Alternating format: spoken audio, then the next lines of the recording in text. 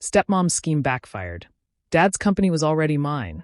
The crystal champagne glasses clinked as my stepmother, Diana, raised her third toast of the evening. To my darling husband's retirement, she proclaimed, her designer dress sparkling under the ballroom lights. And to selling this tired old company for something more exciting. I saw my father's face fall ever so slightly, though he tried to mask it with a smile. Chin Manufacturing had been his life's work, built from nothing over 30 years. Now, at his own retirement party, he was witnessing his trophy wife of 5 years plan its dismantling. But Diana wasn't finished. Her eyes locked on me across the crowded room, glittering with malice. Of course, some people thought they'd inherit this company, she said loudly, ensuring every guest could hear. Poor little Alexandra, thinking Daddy would hand over a multi-million-dollar business to someone who can't even keep a relationship longer than 6 months. The room grew uncomfortably quiet. Board members shifted awkwardly, while others feigned fascination with their drinks. My father just stared at his shoes, silent as ever. It's for the best, really, Diana continued, her voice dripping with faux sympathy. Running a company requires maturity, experience, and a proper family image.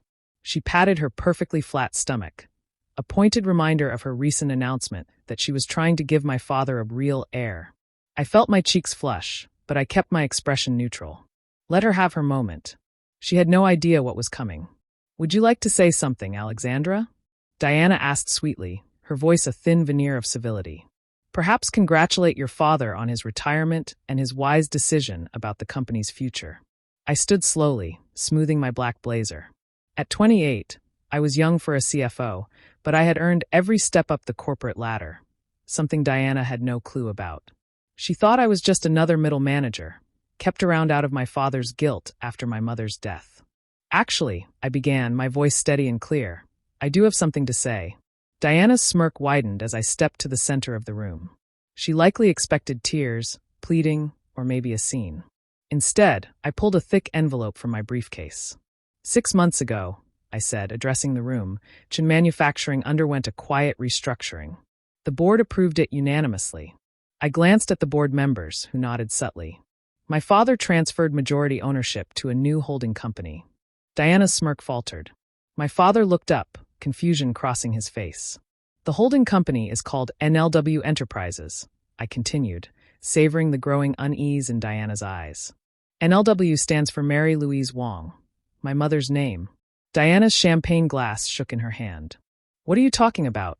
She demanded. I opened the envelope and laid the documents on a nearby table. These papers show that I own 67% of Chin Manufacturing through NLW Enterprises.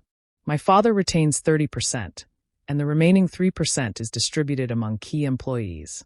The room erupted into murmurs. Diana lunged at the papers, her manicured nails scratching at the documents as if she could make them disappear. This is impossible, she shrieked. James, tell her this is impossible. But my father was smiling, really smiling, for the first time in years. It's all legal, Diana, he said quietly. Alexandra earned this. She's been practically running the company for the past 2 years while I've been distracted. He looked at me with an apologetic softness, but I nodded, letting him off the hook. But, Diana sputtered, her face turning crimson beneath her makeup. We have plans. The house in the Hamptons. The yacht club membership. About that, I said, pulling out another document. As majority owner, I've been reviewing company expenses, including the generous consulting fees paid to your brother's fake marketing firm and the business trips that coincidentally ended at luxury resorts. Diana paled. You wouldn't dare. I already have. The board approved a full audit. The police are very interested in the creative accounting you and your brother arranged. James, Diana shrieked, turning to my father. Are you going to let her do this to me? I'm your wife. My father straightened, his shoulders squared in a way I hadn't seen since my mother's death. My late wife, Mary, helped me build this company, he said firmly. She made me promise it would go to our daughter when the time was right. Alexandra has proven herself more than capable. And you've proven yourself too, just not in the way you intended. Diana's carefully crafted world began to collapse. Her designer purse spilled open as she reached for her phone, its contents scattering across the floor. Among them was a small USB drive I recognized, one that had gone missing from my father's office months ago. Looking for a buyer for our trade secrets? I asked, picking up the drive. That would explain those lunch meetings with our competitors. Diana's face twisted with fury. She raised her hand as if to slap me, but my father caught her wrist. Security will escort you out, I said calmly. Your belongings will be shipped to you, after they're checked for any other stolen company property.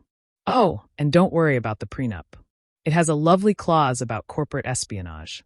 As security led a screaming Diana away, the room buzzed with excitement. Board members congratulated me, and employees who had endured Diana's reign looked visibly relieved. My father pulled me into a tight hug. I'm so sorry, Alex, he whispered. I've been such a fool. Your mother would be so proud of you. I hugged him back, the scent of his familiar aftershave grounding me. I know, Dad. But our reconciliation was short-lived. A call came in. Diana's brother had been caught attempting to delete files from the company's servers. Something told me this was just the beginning of the fallout. I touched the wedding ring I wore on a chain around my neck, my mother's ring, and took a deep breath. Ready for this, Dad? I asked. He squeezed my shoulder, his smile resolute. Lead the way, CEO. As we walked to the elevator, Diana's shrieks still echoed faintly from the lobby. I wasn't worried. I had learned from the best, my mother's sharp business acumen, my father's relentless innovation, and even Diana's ruthless ambition. It was time to put those lessons into action and show the world exactly what I was made of. I was helping Dad pack when he handed me a framed photo of him and Mom at the company's grand opening.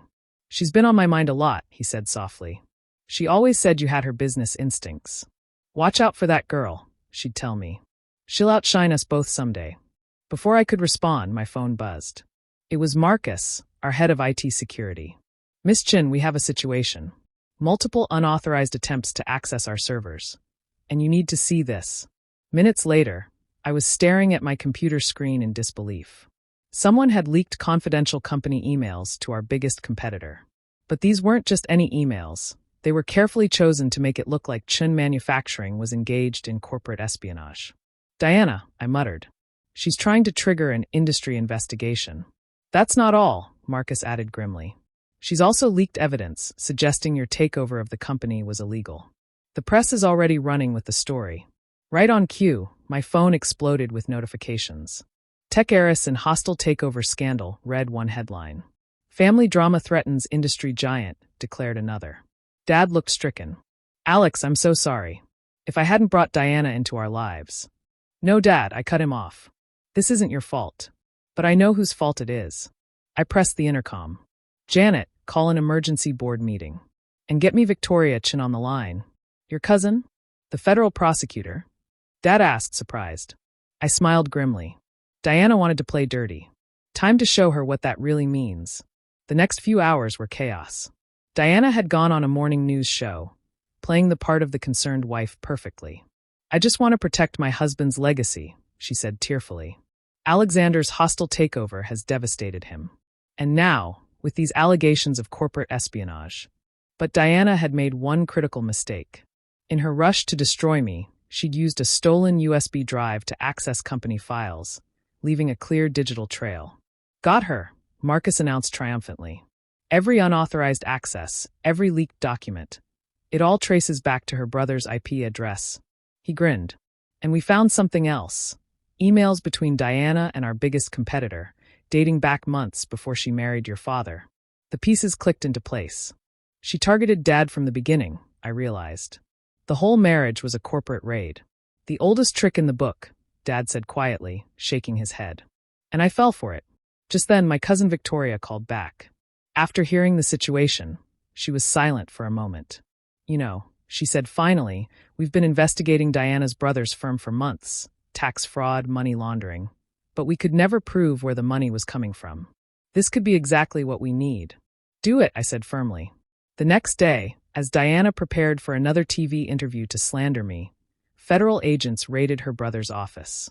By evening, both siblings were in custody, and the truth was splashed across every business news channel. CEO's wife arrested in manufacturing espionage scandal. Family feud reveals years-long corporate conspiracy. Young CEO saves family company from hidden takeover. But the real victory came when we uncovered the full extent of Diana's schemes. Her prenuptial agreement violation was just the beginning.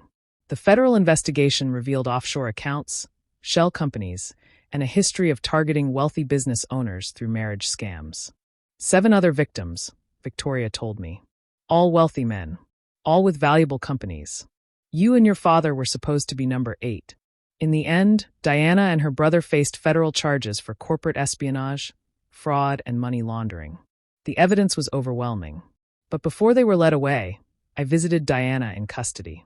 How? She demanded, her designer outfit replaced by an orange jumpsuit. How did you know?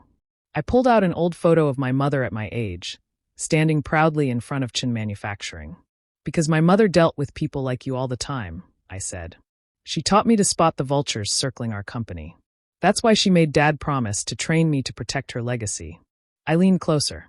You never had a chance, Diana. You were playing checkers. I was playing chess. 3 months later, Chin Manufacturing was stronger than ever. Our stock price soared as clients praised how we handled the crisis.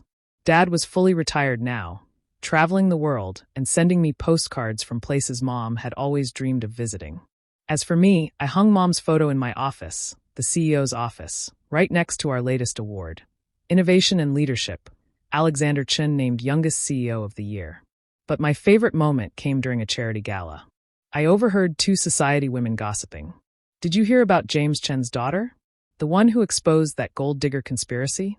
They say she's twice as brilliant as her mother was, and 3 times as ruthless when crossed. I smiled, touching Mom's ring around my neck.